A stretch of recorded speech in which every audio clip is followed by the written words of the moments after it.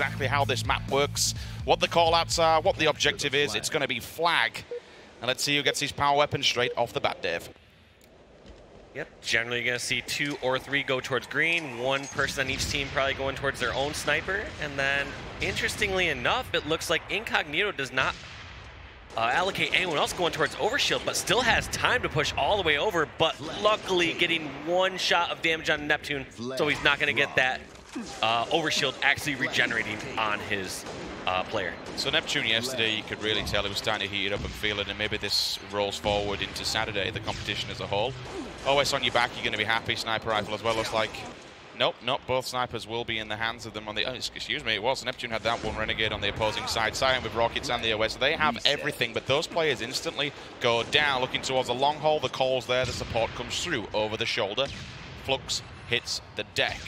Now they know they're in the respawn screen, so they're going to be on the opposing side of the map. They can get set up here and either push this one and advance their side, or wait them out and maybe goes for Slayers again. Now I like this transition back to the sword. Jeez. He knew where he was coming. There was definitely some kind of call to look that way for tapping. I felt like there was a weapon in Tapping's hands as well. I'm not sure if that was Sniper or if somehow Rockets got picked up and rotated, if there was anything left in the chamber when they were over at Long Haul. It doesn't seem like there may have been enough time for that, but I'll be interested to see if someone goes on over and picks up that weapon. Can we kind of appreciate the little bit of a bait and switch there? 2 players just get aggressive. They apply so much pressure that does not let any at the side of Unlimited to get out of the base. That was such a good flag run and moving into the right area, but somehow they were able to get 1 or both of those picks. I thought that Incognito did that nearly perfect. They had someone blocking Mauler, they had flag going through Needler, and someone had slipped on by and got that stopper, both those kills. I don't think it was a power weapon either. It was just one individual that was left unchecked. And we said this yesterday with this map, if you do leave one person, even if it's a 4-on-1 versus scenario, they can hold you back onto your side of the base. They can pin you back and stop any advancement with that flag. Even if it's you get a couple of grabs and whatnot, just slowing them down is so key. Looking for them off the spawn. Doesn't get it this time, but he does spot him. No shields, no health, no chance for now. Wasting the bullets just in case someone does drop down on him. It's an interesting play, especially when you don't have too much pressure, but it kind of does pan out. He dies and he wastes 4 bullets. And here's the interesting part on top of that is Sane was in a great flank position, was not able to execute on it, and for the very first time that Unlimited International gets control, they grab the flag and run it back. They are 100% effective on all their flag pulls, whereas Incognito had 2 failed flag pulls. So that's taking full advantage of the situation that's being presented to you. Flux not taking a shot. I like this. Sitting your enemy's Mauler for now. Renegade finally, they do meet head-to-head. Grenades are down there. That should be the kill. Clean him out, but for a second there was something potential there. It was backburning. Sniper now over by Sword, looking for people off the back of the spawn. On stage, they come through, 3 bullets, no kills. You have to make these count. Pre-firing the plasma, I do like that. Doesn't work, but there was method to the madness, I suppose. Another headshot comes through. Move on board with Flux. We'll be pushing on this Sword base. Give me your opinion on Sword and locking it down, especially on somewhere like Flag, Dave. Is it a necessity? I wouldn't say it's exactly a necessity, but it is a great additional angle to get and help with a setup or to push on over. So if your team already has control of, let's say, the opposing team's long haul or their green side already, that Sword side really doesn't give you many additional angles unless you already have them spawn trapped over in Courtyard. And even in that case, you might not want to put that pressure on there and force a spawn out. So I think it's more of a way to poke and prod and force a way for your team to get control of the opposing team's long haul and green, because that's where you're essentially going to push in for the opposing flag. There are some times where you get setups where you get the opposing sniper hut and you run it Courtyard or through custom power-up, but for the most part, you're going to see 90% of these flags being ran through hallway. We spoke about Sword, and we were actually talking about, and you were breaking it down, the advantages and disadvantages of actually using it.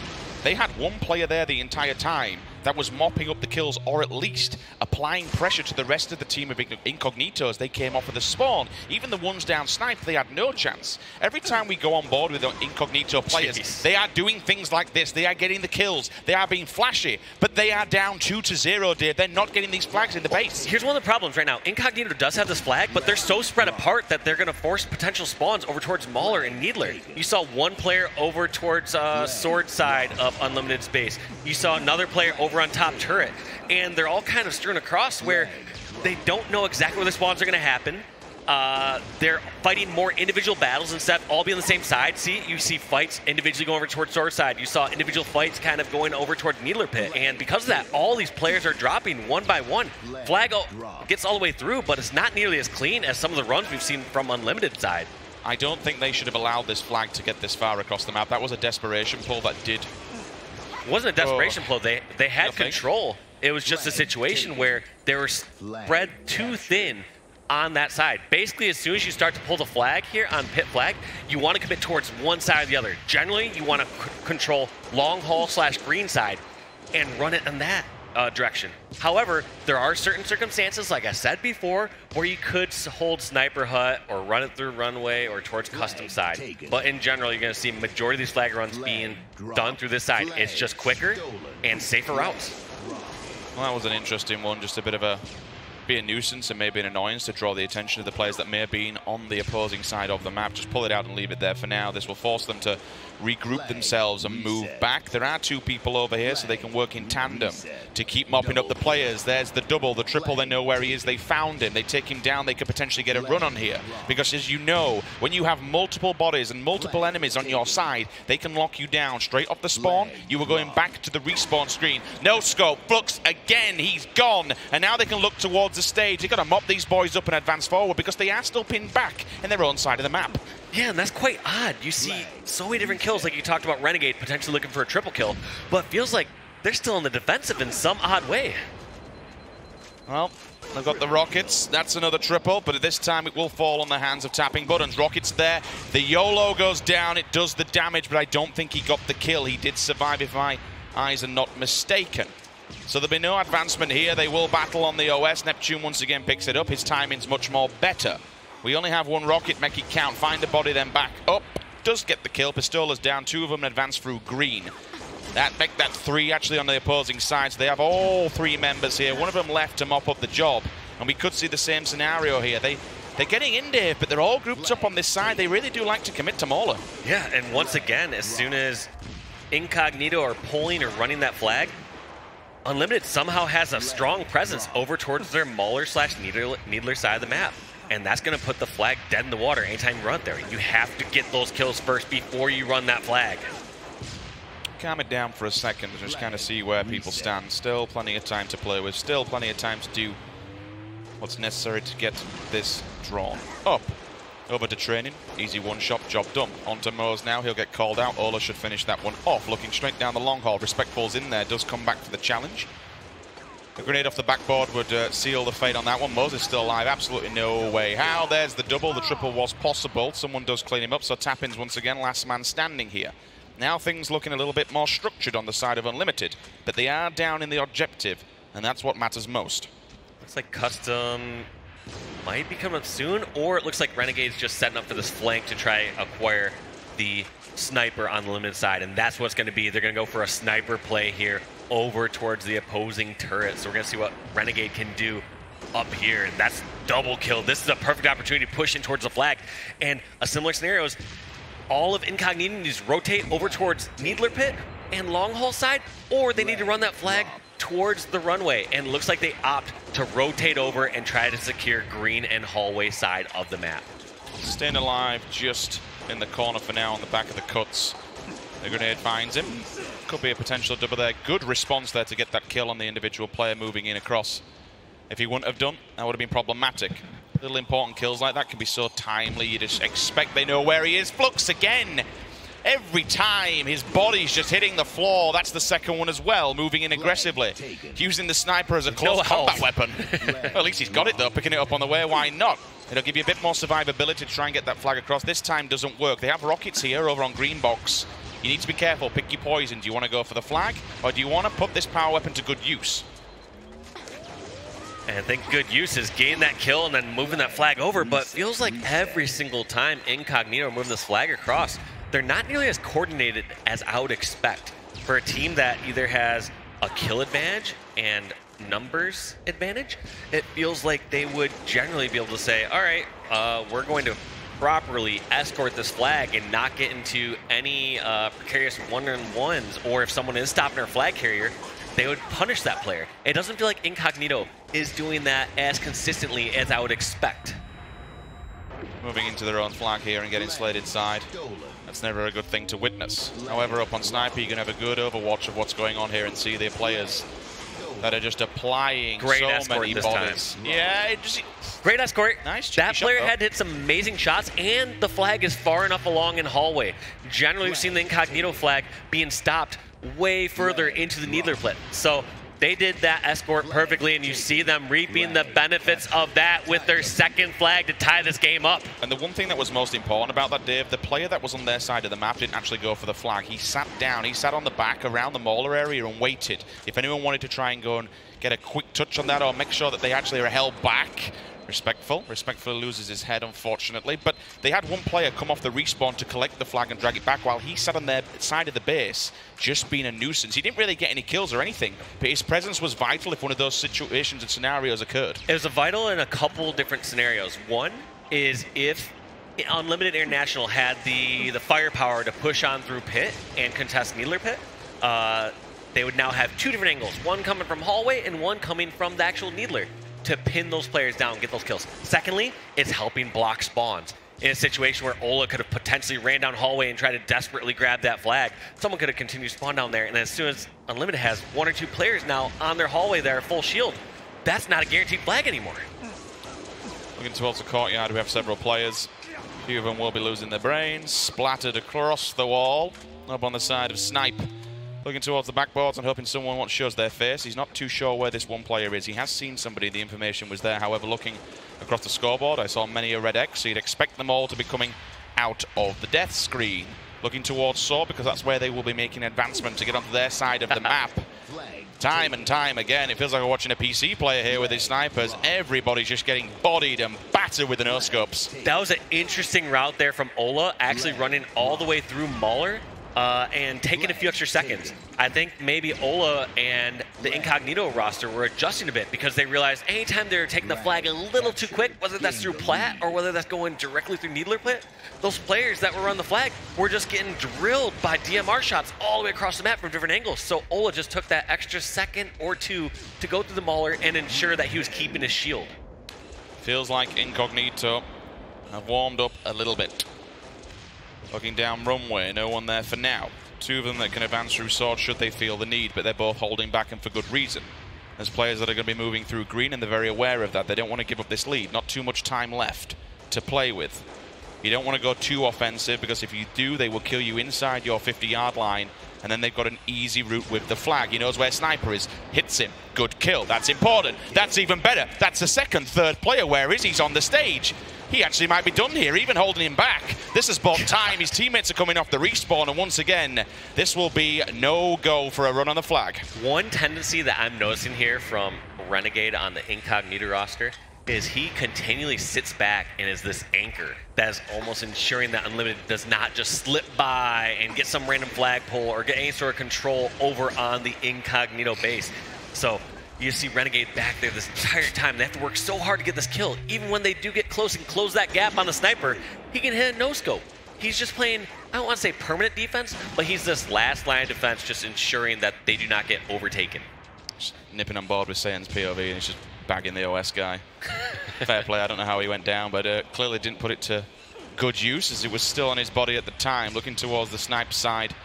On top of the tower, hoping someone's up there. Respectful has got his number written. They know exactly where he is, so they'll back off for now. But Sword Base becomes a point of interest and contact for the red team. All flooding down long haul, though. Two players now on their side. They have to be aware, coming off the respawn. Respectful's there. He's not paid attention to the player, even though he knew he was there.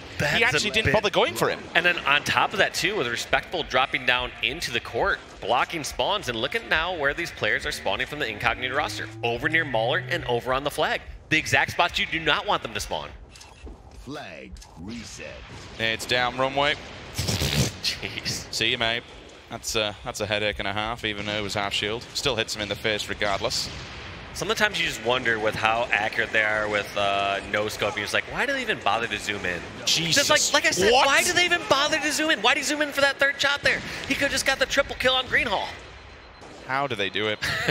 How do they do it? It makes you... yeah, it makes you envious as not only a fan, but Someone who wants to be as good as well. We were talking about this yesterday, how looking up to certain players and individuals, when you see the skill, it makes you want to get on. It makes you just want to grab a controller and try and get as good as some of these pros. Is that maybe why I was a fan favorite back in the day? They're like, you know what? I can maybe do what Walshy does. I don't see as many flashy plays from him, and maybe that's why I was a favorite player from some spectators back in the day. There's potential. Who knows? There's potential. Grabs a hold of the flag, so actually runs it into overtime for now, but we will run this one down unless a miracle can happen.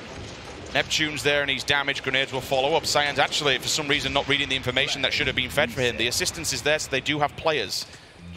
But there is no time. So it was an advantageous lead with a 2-0 going in the favor of Unlimited International. But the power and the prowess of Incognito come back. A reverse sweep on flag caps, and it's 3-2. We end game number 1. And that kind of played out a little, I wouldn't say how expected. I was going to say it was one of the potential outcomes. Because as I was saying before, if Unlimited International came out swinging, got to a strong lead, it's such a long game type that Incognito had the ability to come back. And I mean, if that game was a lot shorter, we would have seen a 2-1 victory in the favor of Unlimited International. Instead, they had this long buffer time. They had the full 15 minutes to go through, run multiple other flag attempts, and bring that game back. So just time was on Incognito's side, and that's usually how it goes with some of these more stronger teams, these teams that are at the top when it comes to the rankings. You give them more time, they get to play their game plan longer, they get to just play the odds in general over the course of a game. They're going to make more stronger decisions, they're going to make fewer mistakes, they're going to hit a higher percentage of shots, and over a smaller sample size, doesn't guarantee that they're going to win. Over a larger sample size, as you take 15 minutes into account versus just a 2-minute slice of the game, they are going to come out ahead. So game 2 is going to be a telltale sign for me. It's a complete whitewash, then the tilt factor is going to be an absolute reality towards Unlimited International. I saw we can only take so much from what we've seen for this. This was just yeet. And if it had hit this one, like some of the highlights we have been seeing throughout this weekend, and hopefully we'll see a lot more as we go forward through Saturday and on to Championship Sunday. But yeah, tilt factor becomes a reality now. We move into game number 2. You can see the scoreline of Capture the Flag if you are just joining us. Welcome along. This is match number 1 of day number 2. It's Unlimited International taking on Pistola's mighty Incognito. Slayer countdown will be game 2. Slaying actually wasn't too bad. I didn't quite catch the scores, and I'm not too bad at maths, but it didn't feel like any team was necessarily getting completely bodied over and over again. I would argue that Incognito outslayed. I didn't see the exact numbers on the stat screen there because I was too busy jaw-jacking with you, Sims. But what I noticed throughout that game was Incognito got significantly more flag attempts out there. If I had just ballpark it, it was somewhere around, like, let's say 8 flag grabs or so. Versus Unlimited, it felt like they were pretty effective on their flag runs. They, maybe captured 2 out of 4 attempts or something like that. Whereas Incognito, they played just the numbers game. They potentially outslayed and got more opportunities, and even though their conversion rate wasn't as high, they just got so many more opportunities that they were able to squeak by a 3rd cap. Well, it's early days, but it was a nice start straight off the bat, getting the initial kill through the windows to the wall. One player right behind him, going across Saw Bridge. That's an easy kill. Definitely be calling that one through for at least his teammates. Camo up, and remember, we only see this on Slayer. That spawns outside. Speaking of spawners, they will now be in their base. Usually where the flag will be spawning should we be playing an objective match. Drop down, take a peek, peekaboo, finds 2. Thank you very much, Respectful's dead. Looking for any more to continue the assault with the rockets outside. Okay, tell you what, Dave, we'll kind of take a break from this play-by-play for now. Talk to me about, for a Slayer-specific match, your power positions on countdown. Where do teams want to be looking? Where do teams want to be keeping control of? Generally, I mean, level 3. And that's where, if you have the weapons, you have control, you want to just hold that height advantage. You get to dictate the pace of the game in a situation where you saw with Ola just looking over those drop downs. He had the option of just shooting a rocket down there, or if he knew a player was weak, he could drop down and fight that at any moment. Whereas when Incognito get weak when they have level 3, Unlimited have to take up brand new uncharted territory on top of the map. They have to expose themselves to potentially full shield players that can just come out from any corner. So height advantage, generally like those radios, and over at the top lift is where you'd like to be. One of the reasons that those are the power positions, like I said, is how you dictate the pace of the game. And the reason that a lot of those players are brought out of those positions is because the power-ups or power weapons. And we have those spawning lower on the map, and that's just general good game design or map design. Generally speaking, this is where we tend to find a sniper player kind of setting up, looking down the streets, and that just gives him some kind of overwatch of teams that want to be running the doors and maybe running for the streets through old objective games, like Flag, for instance. It is a close combat map, unless you're talking about outside, which is on your screen right now. A lot of these players will tend to kind of, oh my lordy, that's the triple with the no-scope job done. Kind of brings it back a little bit. It is a fragile lead at the moment when we look towards the side of Unlimited International. They have been doing it up, but once again, we talk about these snipers. Where do you position them? You look up here because you can watch these doors and watch these streets. I spoke about it and touched on it ever so slightly about it being a close combat map. And the only real length that you get is from these doorways or from this position and angle, looking towards the bases and finding the spawners. Yep, and now that they know Renegade's over here, you would expect them not to really be challenging and to take a few other routes. Look at these nerdy spots we got here from Saiyan. I love it and I hate it, and unfortunately he misses a jump to get back up towards that radio. But his team still has a pretty strong control there, so he does have options to lift on back up. But for the second time now, we are actually seeing Unlimited do a successful push over towards level 3, not take a lot of losses. In fact, potentially even coming out ahead and backing down Incognito to either getting killed over the radios or forcing them down to the bottom of the map. So I'm not sure exactly what strategy Unlimited has been executing when they push across the top of the map like that, but they've been successful 2 out of 2 times from what I see. Look, advanced mobility and, you know, Spartan abilities and everything that's a little bit different as we got out of the old classic era, if you will. I will give it this. It just makes nerdy players a billion times better at the game. When we look towards Ola, when we look towards Frosty, for example, like, give them more tools to abuse, and they just put on a complete show. I mean, I remember when Shotzi first came onto the scene, the bounces and the stuff that he was doing with the spring bounce, with the, you know, with the clambers and everything else that we saw throughout Halo 5. Like, for all of its sins, advanced mobility, your nerdy players just become showmen, and it's wonderful to see. Absolutely, you just give them so many different options in a very diverse sandbox. They know and find and discover so many different ways that they can use that in just different little corners of the map. And those little differences and nuances are what separates these players and helps just expand and show how much better they are than their competition. You just give them these little options where they can excel in just so many different facets. It's not just as simple as saying they have a better shot and they make smart decisions. It's no, they force a player to spend another half second to 1 second trying to chase down or hunt down a kill, or they get one extra shot of damage because they know how to peek around a specific corner or jump in a certain way that's unexpected and avoiding the headshot. So it's just all those little factors combined make these players the best in the world. You're expanding the palette. That's the only, like, simplistic way I can kind of pitch it. You give them more tools, and all of a sudden you just open them up and say, okay, well, there you go, boys, have some fun and show us what you can do. And once Infinite does come around, whatever the game is like and whatever the maps are like, you will be seeing all these players just sat in Forge, just sat in custom games, learning every jump, learning every angle, learning every nook and cranny to do with it, because that's what they do. They spend a lot of time in customs on their own, talking to one another, just finding these setups. And I do hope in Infinite setups are a viable thing. When we look towards Halo 5 a little bit more, there was a lot of run and gun maps, and so, oh, just eats him with the knife, fair play. And there wasn't any dual sniper maps. So I hope we kind of get that back to that a little bit, and it'll be fun to watch. And either way, regardless of what it looks like, it's we're all pretty hyped and we're all looking forward to it. On to this game, though, that very fragile 4 to 6 kill lead that Unlimited had in a matter of a few minutes, Dave. Incognito have just gone to town. They are now 5 away from this. The tables have completely turned.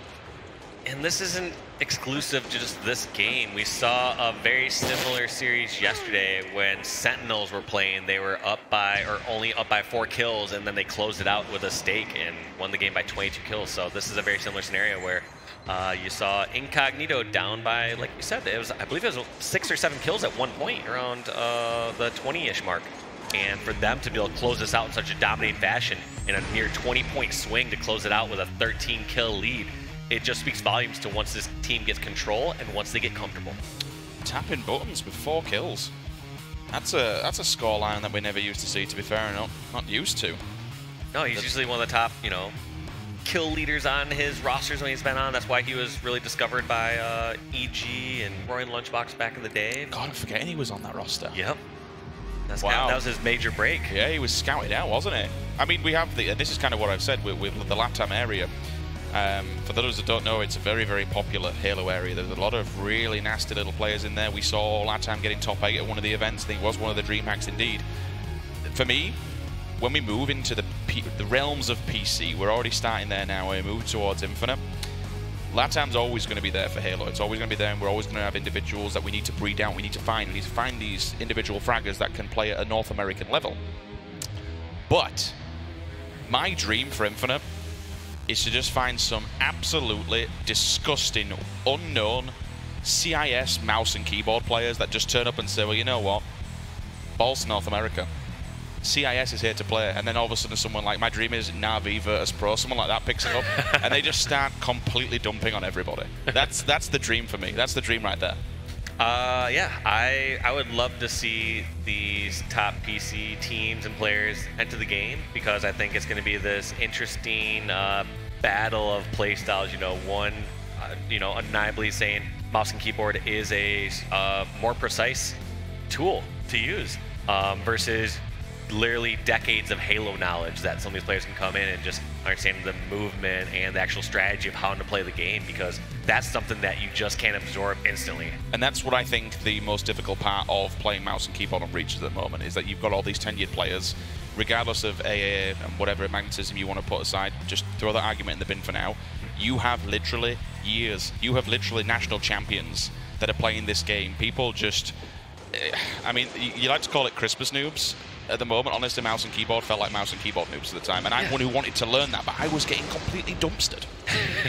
Like, how do you teach somebody to know those exact moments when they should jump out and challenge versus the times they should sit behind and avoid a grenade? Like, that's just something you can't really exactly teach. I mean, it's more of a feeling and something that you naturally learn and inherit after years of playing the game. You just subconsciously start to build up those patterns, and you realize, oh, like, here's a good time that I can jump out and challenge, or, oh wow, when I jump out and challenge during these times, I consistently die. And so it's very interesting that, like I said, a lot of players, they probably haven't sat down and broke that down. They've just learned it over the years of playing. I think a few of us were a little bit ignorant as well. I think even myself included, we can say that. We expected, oh, mouse and keyboard, yeah, we're all good at playing other games. We can go in here and just start slapping controller noobs.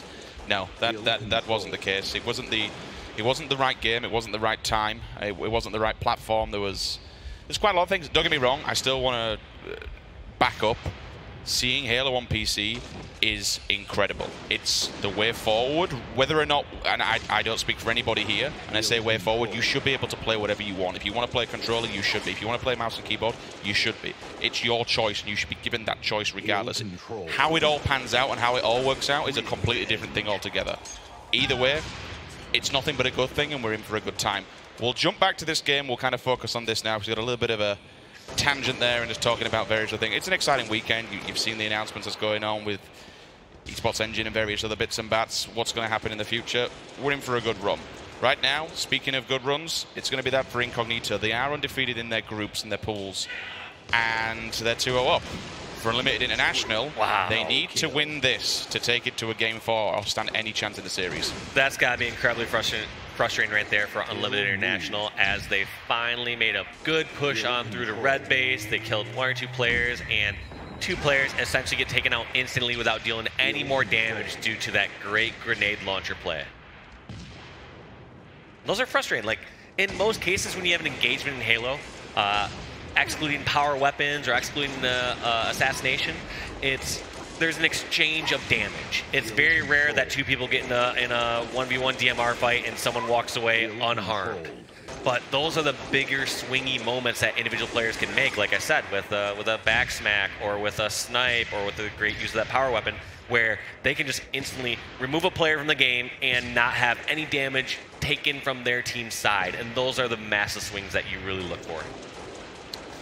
3 players down low, and it kind of shows you the desperation of this, regardless of whether they spawn close or not. You don't want to group 3 players up like that. Any kind of grenade's going to roll into a triple, or at least do the damage, and it also gives you a less of a map presence, especially on the opposing side, while Incognito is just racking up the points. Kind of feels like things are starting to run away from them. Still lots of time. Still a 4-point lead. It's not a huge deficit by any means whatsoever, and it's not completely out of the woods yet. We can still do this. We just got to work together. It just feels like Incognito on a bit of a different level at the moment.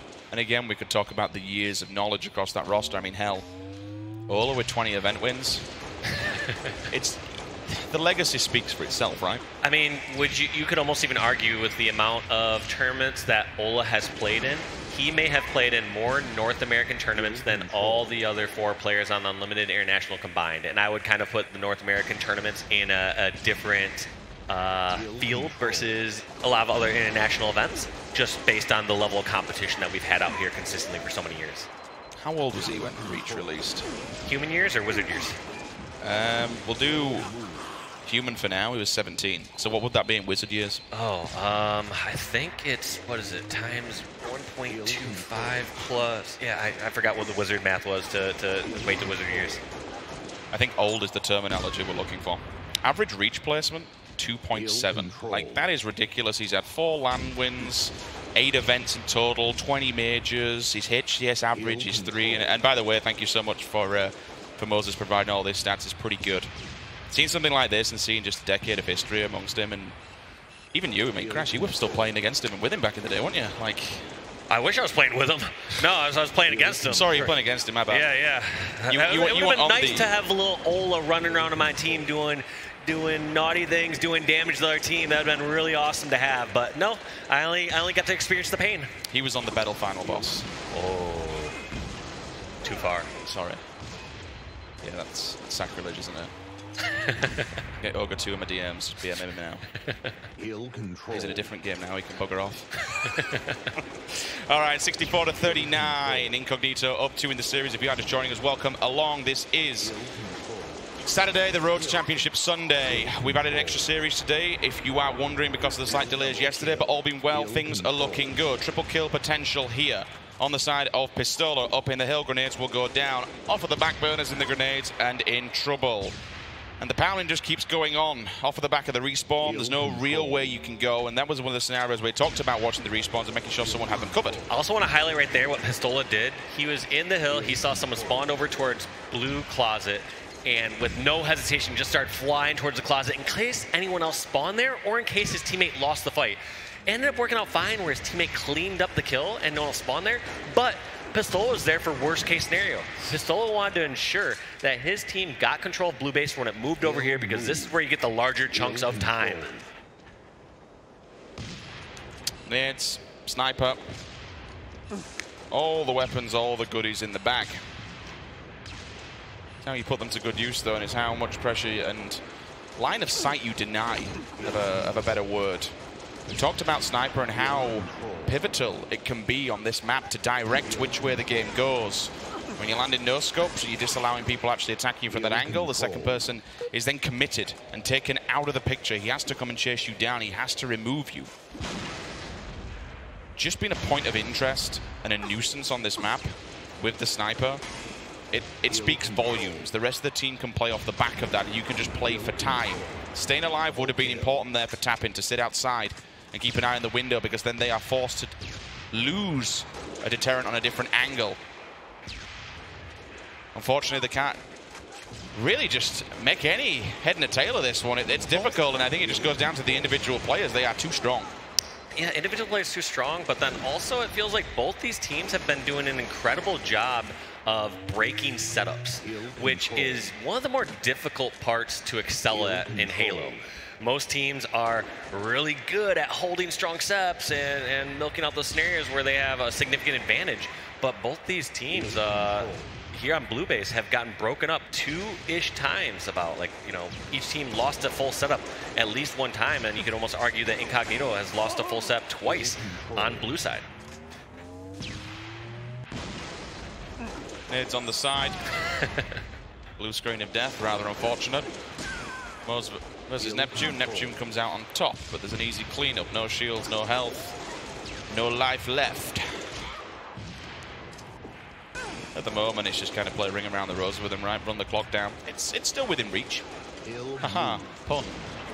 It is still very feasible. I think what's going to be the big difference maker here is seeing if Unlimited International can get control of red base early enough into this next rotation. Getting control of this sometime between like the 5-minute and 30-second mark and maybe even a little bit earlier, and being able to set up over at red base to get a full setup and get that first set of chunk of time, you know, like 20-ish or so seconds to start to close that gap.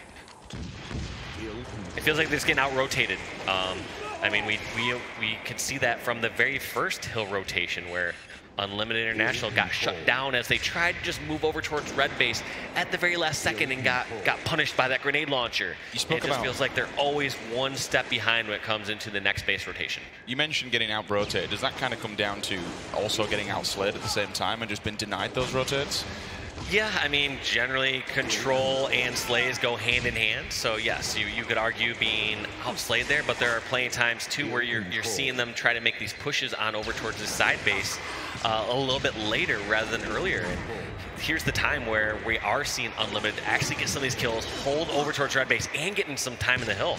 I think what Unlimited International needs to do here in these situations where they are arguably getting out-rotated is they need to force Incognito into worse positions by maybe scrapping up some hill time as they push it over towards the base, and they need to do that a bit earlier, like around this time frame that I said. But Unlimited International in a really good position right now. This is what I wanted to see from them. If they're going to turn this game around, I said they had to get control of red base around the 5:30 or so minute mark, and that's what they have. Now they gotta be careful to not get a little too over aggressive. They all left red base for no reason. This could be terrible. We could see spawns over in red closet or back of red base, and all that work could be all for nothing. And just like that, Pistola and one more member of Incognito spawning at back of red base as the hill is moving towards red base. This is not good, but the double is. This might be able to bring it back for them. They keep control of it. They somehow managed to claw back and get the kills, get the slayers, and now they can continue the points. We have 5 minutes of play left, and we're only down by about 10 seconds now. This is starting to look good. This is starting to look special. They have to be careful, though, and make sure they get their slays. The nades will come off the back, and now the single player inside the hill is left to withstand it. But he has support. That's fine. 2 players at distance. Snipers there. No real reason to go for it now, and stick your head out. You will be in the line of fire. Jumping up and down, avoiding the grenades. Dipsy-doodling, as Strongside would say. This is what we want to see. Maybe there is potential, you could say, to take this sniper out of here and trade out with someone else, Dave. Maybe put it in a better position. Possibly, but I mean, things seem to be working out all right at the moment. He has teammates that are already fighting some players over in closet, and when in doubt and they're not being confronted, you can just keep scrapping all the time until someone is able to take it away. It can't be overstated how important that extra time was there, even when tapping buttons was just one shot, just in the hill, jumping up and down, staying alive. Those extra 10 to 15 seconds are so incredibly frustrating to a member on the Incognito roster. You know that player is over and over again just shouting, one shot in the hill, one shot in the hill, and assuming someone's gonna have some sort of angle or some sort of grenade to be able to take that player out, but all for nothing. I mean, tapping buttons has been alive for what, the last 60, 90 seconds? And he's got plenty of frags to boot as well, which is getting the job done. We thought there was almost surely all she wrote when they give up red base for that hill coming up, but they fought back. They got the frags, and now they keep control of the hill. That's another double in the bag as well. The time, it keeps on ticking. That's a really good lead. All of a sudden, they were down by 30, and now they're on the opposing end of the roster completely. This is fantastic. There's only 3 minutes left, but they have to keep this control, Dave. They have to keep up the pressure. The Slayers were great, and that's what got them the entry points into these hills. I did not see exactly what time they started with when the hill moved over towards red, but I want to say they were just in double digits. Like, were they around 98 seconds, and did they get really close to 90 or 80 seconds over the course of those 2 minutes on the red hill? If so, that's just astounding. Don't let it go. Don't let this one slip through your fingers, boys. You got to push the game number 4 here. Keep your eye on the prize and stay in the series. Hell, at least keep it close as you roll into series number 2, which will be on main stage. They're going to sit there. Incognito, they're done. They'll move on. The Limited have got a very, very hard-fought battle. At least 6 games in a row here, even if they're both 3-3-0 back-to-back. 42-second lead. It's good. There's 2:20 on the clock. You got to run this one down. Sniper rifle, Hands of Neptune, looking for players over now. This is the rough hill. This is the scrappy time one. Yep, I like that play, though. Here's the thing is, what you saw from tapping buttons is Tapping Buttons realizes that his team does not have control of blue, and there are opportunities for him to get some scrappy time and make it even more punishing for Incognito when the hill does move over to blue. It forces them to be even more efficient in the hill, or potentially puts the game completely out of reach if they do it correctly. So now what they're doing is they're forcing Incognito to not only have to hold blue, but also scrap up a bit more time in the top center hill, which just opens up opportunities for kills and eventually control of blue for Unlimited International. They're in a really good position right now. All they have to do is get kills. What is scary is that no one's defeating Ola. He's just doing his Widgery stuff and just bopping in and out. A few seconds here, a few seconds there. And these add up real quick. Especially when you have Sniper that's been watching over the side. I saw Tapping Buttons go flying up the lift. There were no real reason to do it. You could have maybe approached that from a better different angle with one player in there. Finally, they have him down. But they've scrapped up some seconds. 31 behind. The race is on. The time is not. Double comes in from Neptune. This is good. But no one's there to receive the hill, which is rather unfortunate. Pre-nades out. Tries to find the frags. Tapping's round the corner. Gets the kill. Job done.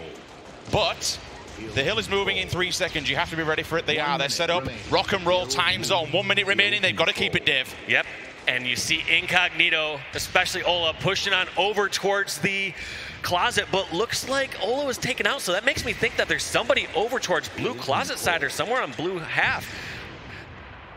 It's just coming down to kills at this moment, and Neptune is actually forced in a situation where he has to jump in the hill uncomfortably, even though he has Sniper. He realized none of his teammates were in position to take that hill from him. I'm not a mathematical person, but you have to jump in it now and keep a hold of it for the rest of the time if you want to be in with a chance of winning this one. They are in. We're only 13 down, 23 seconds. You've got to keep it. This will come down to the wire. All the players are looking onwards. They have the frags, they have the players, they have the bodies on the map. 2 will fall. All of a sudden, Unlimited International. No. They've fallen at the wayside. It's come down to the last 10 seconds, and they've all died. They scrapped it up out of nowhere. They're about 40 seconds behind, and now they've won the game. 3-0 will be the series final score. And that's a heartbreaker if you are Unlimited International losing it at the very final hurdle, the very final seconds. They threw their bodies and they died simultaneously. They got so desperate to push towards that last final hill and just get the kill of the player outside the hill that they just got significantly outslayed in that final minute. They played so well the previous minutes. I mean, you saw in the top center hill, they did a good job of trading a little bit of time, getting a couple kills here and there, but they never transitioned that into control of blue. You also saw previous to that in that red hill where they got themselves back in the game and got themselves ahead. In fact, they were the favorite going into those final 3 minutes. I would say what? A good 40 seconds completely, not necessarily uncontested, but between the top hill and then the side hill moving back onto their side, there was really no stopping them. There was no slaying power towards the end. They were just continuously throwing the body at them.